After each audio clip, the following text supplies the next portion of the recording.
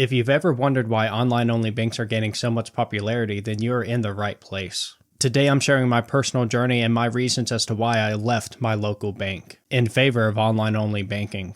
One of the main benefits of online-only banking is their high-yield savings accounts. A traditional savings account pays around 0.1% interest to 0.25% interest. You might get lucky and get 1% APY at a local bank. On the other hand, many high-yield savings accounts at online-only banks are paying 4% APY right now.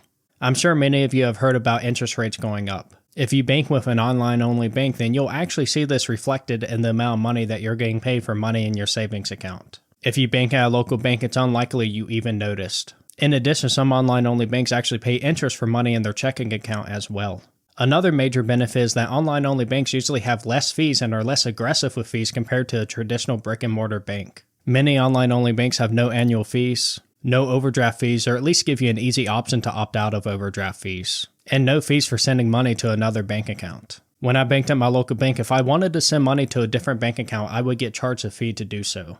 And even though I opted out of overdrafts, my local bank would automatically sign me back up for overdrafts every 3 months. In order to opt out of overdrafts, I'd either have to send them a signed letter, show up to the physical bank, or I would have to give them a phone call. Ever since I started online-only banking, I haven't had to deal with any unnecessary fees. While it seems like my local bank tried to do everything they could to get some fees out of me. I would also like to note that online-only banks are not scams. Reputable online-only banks are FDIC insured just like your local brick-and-mortar bank. So your money is insured in case of a bank failure. Although if you do sign up for an online bank account, it's wise to double check and make sure that they are FDIC insured. The reason why online-only banks are able to offer less fees and also pay a higher APY is because they are online only, as there are no physical locations and therefore less overhead. Savings are passed on to the consumer in the form of cash bonuses, less fees, and higher APY. And yes, I did say cash bonus. Some online-only banks offer welcome bonuses for new customers who are signing up. My favorite online-only bank, which is SoFi, is offering a $25 welcome bonus when you sign up using someone's referral link and deposit at least $10. There's an additional bonus of $50 or $250 when you receive qualifying direct deposits. I'll have my referral link down below. Another benefit of online-only banks is that they offer a better online banking experience. You can easily sign up for an online bank account online, and they generally have better apps and keep them up to date more than what you get from a local bank. Some online-only banks do have very simple apps that are similar to what you get from a more traditional brick-and-mortar bank.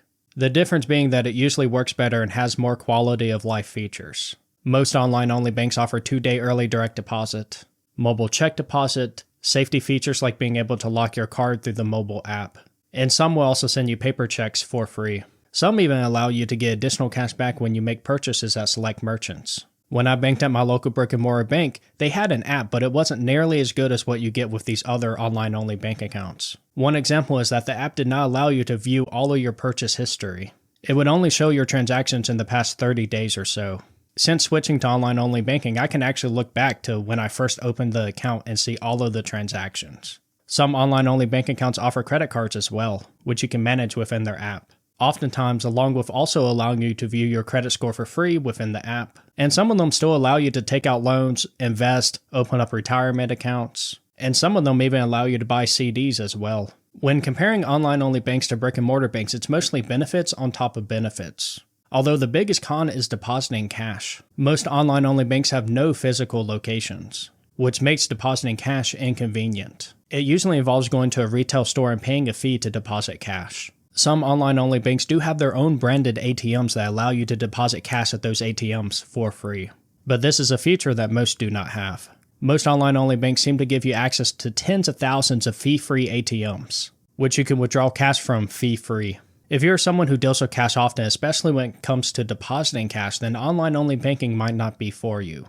Although one way around this con is to keep a minimum balance at a local brick-and-mortar bank, and when you need to deposit cash, go there.